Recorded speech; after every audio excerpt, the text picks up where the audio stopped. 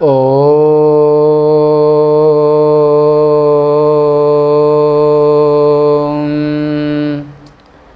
भद्रं कर्णेभिः शृणुयाम देवा भद्रं पश्येमाक्षभिर्यजत्राः स्थिरैरङ्गैस्तुष्टुवागुंसस्तनोभिर्दशेम देवहितं जदायुः स्वस्ति न इन्द्रो वृद्धश्रवाः स्वस्ति नः पूषा विश्ववेदाः स्वस्ति नस्तारक्षो अरिष्टनेमिः स्वस्ति नो बृहस्पतिर्दधातु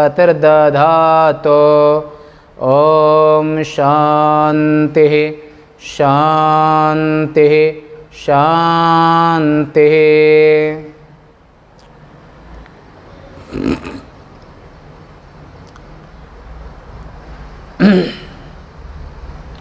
महाकाल वनांतर्गत उपनिषद आश्रम से उज्जैन से नित्य प्रति क्रमशः उपनिषद प्रस्थान में आज अथर्ववेद के प्रश्नोपनिषद के तृतीय प्रश्न में जो क्रमशः आप श्रवण करते हैं, आज तृतीय प्रश्न में आज का विषय है पंच प्राणों की स्थिति। माने देह में जो 5 प्राण हैं वो कैसे स्थित होते हैं, उनकी स्थिति किस तरह से है, ये विषय। तत्र विभागः माने उनका विभाग इस प्रकार से किया जाता है। मूल श्रुति पायोपस्थे पानं चक्षुश्रोत्रे मुखनासिकाभ्यां प्राणः स्वयं प्रातिष्ठते मध्ये तु समानः एष हेतत्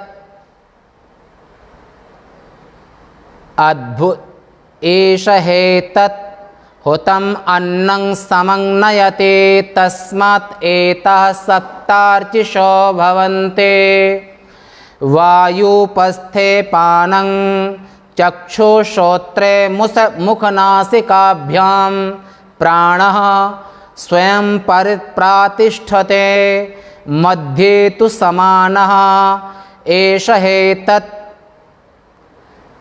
हुतम् अन्नं समं नयते तस्मात् एताः सप्तार्चिषो भवन्ते। इस देह के अंदर में 5 प्राण कैसे स्थित होते हैं, कहाँ रहते हैं, कैसे किस तरह से काम क्या करते हैं, इस ऋचा में इस मंत्र से इस बात को द्योतन करते हैं। वह जो मुख्य प्राण जिसके विषय में आप चर्चा श्रवण कर रहे हैं, ये जो मुख्य प्राण वो पायु और उपस्थ। पायु माने गुदा, उपस्थ माने जननेंद्रिय, और पायु और उपस्थ में अपान को नियुक्त करते हैं। ये दोनों जगह पर, ये इस जगह पर मुख्य प्राण ही अपान वायु को जो मल मूत्र का विसर्जन कार्य दे करके, ये कार्यभार दे करके, और दोनों ही जगह पर अपान वायु को वहाँ पर स्थापित कर देते हैं। जैसे पहले आपने सुना था, एक राजा अपने राज्य की समुचित व्यवस्था करते हुए और जो जिसके योग्य है, मंत्री, collector, SP, DM, inspector, commissioner, जज आदि, तो ये राजा के द्वारा जैसे ये सब योग्यता अनुसार स्थित किए जाते हैं, इसी तरह से शरीर में जो मुख्य प्राण हैं, वे मुख्य प्राण ही 5 रूपों में अपने आप को बांट देते हैं। उसमें जो अपान वायु है वो गुदादेश में, और इनका कार्य है मलमूत्र विसर्जन। ये मुख्य प्राण ने ही इसको वहाँ नियुक्त किया। और दूसरा प्राण अपान को वहाँ स्थापित किया नाभि से नीचे के भागों में, और जो मुख्य प्राण है वो गले के ऊपर वाले भाग में, यानी कि मुख और नासिका से निकलता हुआ, मुख और नासिका से निकलता हुआ नेत्र एवं श्रोत्र में स्वयं स्थित होता है, माने आँख में और कान में दोनों जगह पर स्थित होता है, और नासिका से निकलता हुआ इसको प्राण कहते हैं। हृदय से चल करके नासिका से लेना छोड़ना ये, और इसका मुख्य स्थान है आँख और कान, किसका? प्राण का। अपान का गुदादेश शिश्नेन्द्रिय, ये दोनों स्थान अपान के हैं, और ऊपर में प्राण है। और तृतीय वायु है समान वायु, जो सभी के शरीरों में, तो समान वायु है वो नाभि देश में रहता है। वो खाए पिए अन्न को यथा योग्य पूरे शरीर में पहुंचाता है। मध्य समान रहता हुआ, नाभि देश में रहता हुआ, और इसका काम है खाए हुए अन्न को संभाव, माने कहाँ पर किसको कितनी आवश्यकता है उस जगह पर अन्न, खाए हुए अन्न को वो व्यवस्थित माने पचने के बाद पहुंचाना। और उस प्राणाग्नि से ही दो नेत्र, ये प्राण रूपी प्राण से ही दो नेत्र, दो कान, दो नासिका, 6, 2 आँख, 2 कान, 2 नासिका, यानी कि 6, और 1 रसना माने जिह्वा, ये 7, ये गर्दन के ऊपर की इंद्रियां हैं 7। ये जो 7 हैं, ये 7 यानी कि मुख्य प्राण की ज्वालाएं हैं।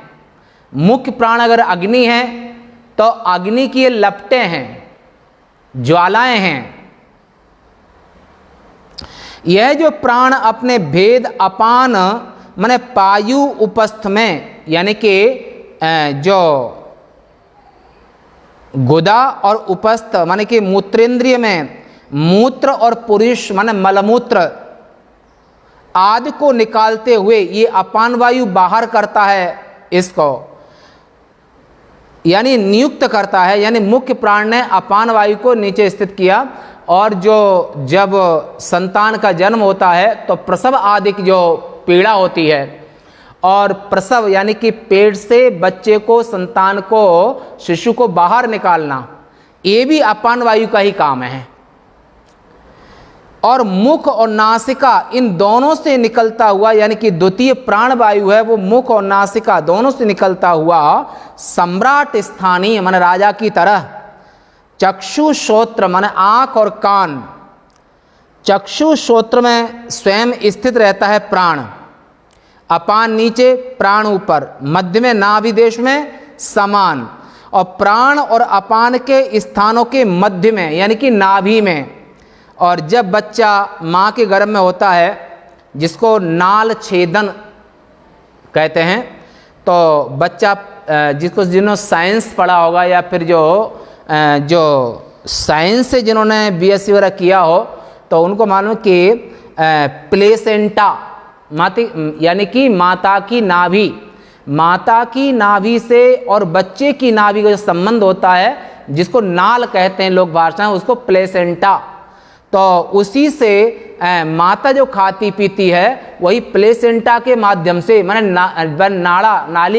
नाल के माध्यम से बच्चे की पुष्टि होती है। और माँ के गर्भ में बच्चा श्वास कैसे लेता है, तो वो श्वास लेने का काम भी नाभि देश से, माँ की नाभि से और संतान की नाभि से जो प्लेसेंटा के द्वारा माने नाल के द्वारा वो श्वास भी बच्चा लेता है। और जेर माने गर्भाशय में जो जेर होती है, जो जन्म के बाद फट जाती है, उसी जेर के अंदर लिपटा हुआ, और माँ की नाभि से ही वो खाना पीना, श्वास, ये सब काम जो गर्भस्थ शिशु अपनी माँ की श्वास लेने से ही करता है, और माँ के साथ उसका अभिन्न संबंध होता है। और प्राण अपान के स्थान के मध्य में नाभि देश में समान वायु रहता है, जो खाए और पिए हुए पदार्थ को सम करने के कारण वो समान कहलाता है। और नाभि से, जैसे संपूर्ण पृथ्वी की जो नाभि है, जो लगभग 50,000 लाख किलोमीटर लंबाई चौड़ाई, वर्ग किलोमीटर, 50,000 लाख वर्ग किलोमीटर में जो पृथ्वी का व्यास है, ऐसी संपूर्ण पृथ्वी की जो नाभि है वो मालवा में, ये जो उज्जैन क्षेत्र यानी कि जिसको आर्यावर्त कहते हैं, आर्यावर्त का क्षेत्र है हिमालय से लेकर के और कन्याकुमारी तक। हिमालय यानी कि बद्री विशाल कैलाश मानसरोवर से लेकर के और दक्षिण में यानी कि तमिलनाडु, कर्नाटक, केरला, उस क्षेत्र में जो समुद्र किनारे तक यानी कि कन्याकुमारी तक, ये पूरा जो बीच का क्षेत्र है इसको आर्यावर्त कहते हैं। पर आर्यावर्त का जो मूल केंद्र है, मुख्य जो बिंदु है, वो महाकाल वन यानी कि महाकाल ज्योतिर्लिंग संपूर्ण पृथ्वी का नाभिकीय। और आपने जो पढ़ा होगा तो यहाँ पे कर्क रेखा यहाँ से निकलती है, जैसे कर रेखा, भूमध्य रेखा, ये सब रेखाएं हैं, तो कर्क रेखा भी यहीं से निकलती है। तो यहाँ पर जैसे वो पृथ्वी की नाभि महाकाल ज्योतिर्लिंग है, उज्जैन है, ऐसे ही संपूर्ण जीवों की नाभि से माता की नाभि का संबंध होता है। और इसी से संपूर्ण करोड़ों के साथ जो नाड़ियां हैं, उन नाड़ियों का जो अटैचमेंट होता है वो नाभि से होता है। और नाभि से हर नाड़ी का अटैचमेंट होता है, क्योंकि वह समान वायु ही खाई पी हुई वस्तु को, अर्थात देहांतरवर्ती माने जठर में पचने के बाद जठरा नल में डाले हुए अन्न को समभाव से, मतलब शरीर में कहाँ पर किसको कितनी आवश्यकता है वो पहुंचाता है समान वायु। इसलिए खान पान रूपी ईंधन से जो तुम खाते, ये शरीर भी तुम्हारा मशीन की तरह है, तो मशीन की तरह, इसलिए विवेक प्रधान है, ज्ञान प्रधान है। और ये जो मशीन है, तो मशीन का जो ईंधन है वो अन्न और जल, ये दोनों ईंधन हैं। और इस ईंधन से ही ये तुम्हारा संपूर्ण नख से सिक तक पूरा का पूरा शरीर, बच्चे से बूढ़े तक पुष्ट होता है। अगर जो बूढ़े हो गए हैं, अब दांत से चबा नहीं सकते हैं, मरणासन हालत में हैं, तो उनको जीवित रखने के लिए डॉक्टर लोग पेट में नली लगा देते हैं आंत में, तो वहाँ से लिक्विड पदार्थ वो सीधे सीधे पेट पहुँचता है, पचता है, क्योंकि मुंह से चबा नहीं सकते, निगल नहीं सकते हैं। परंतु अगर आहार नहीं होगा तो तुम्हारा शरीर चलेगा नहीं। तो इसलिए संपूर्ण शरीर का जो ईंधन है, संपूर्ण शरीर को चलाने वाला है, वो अन्न रस, एष पुरुषः अन्न रसमयः। ये कृष्ण यजुर्वेद में भी आपको ये विस्तार सुनने को मिलेगा। तो एष पुरुषः माने इस देह रूपी जो पुरुष है, ये अन्न और रस का विकार है और अन्न रस का परिवर्तित रूप है। अन्न रस ही स्थूल देह के रूप में है।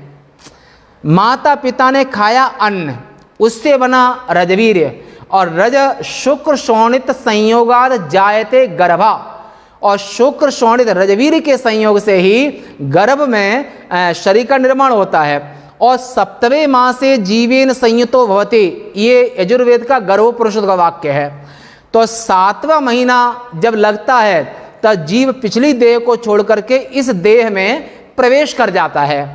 इसलिए 6 महीने का अगर गर्भपात हुआ है तो वो बच्चा बचेगा नहीं। और 7वें महीने में प्रवेश, अगर 7वें महीने में जन्म हो गया है, 7, 8, 9, 10, तो 7वें महीने का भी बच्चा बच सकता है।